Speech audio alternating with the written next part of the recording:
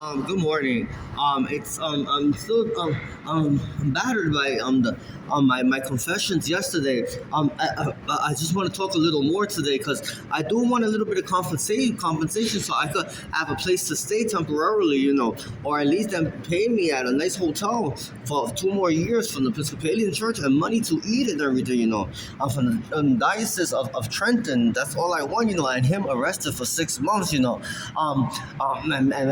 I need or $1 million compensation. I just find myself in this hostage situation with the verger. He's the minister at the Holy Trinity.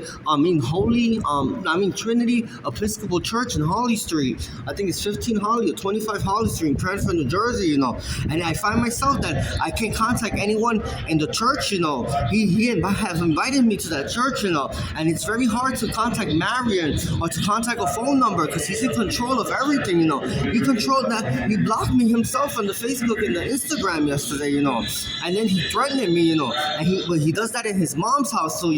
And if I call the church, the Archdiocese of Trenton, they already notified to block me. If I call the ones in Newark, they notify. This has been happening for so many years. If I call for somebody for help, he blocks me or he makes sure I can't go to that place, so they notify. It's a juxtapose everywhere. And it's a roadblock everywhere. If I go here, if I go there, he tells them not to give me food and pay them later than I usually do. It's everywhere. This has happened since I regret. I didn't want to get high. I told him no to sexual advances, and then he said he got a divorce from Brian and that we could get married, and I said I don't get married with nobody,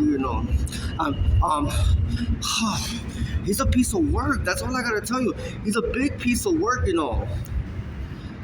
He's a big piece of work, He's a really big piece of work, he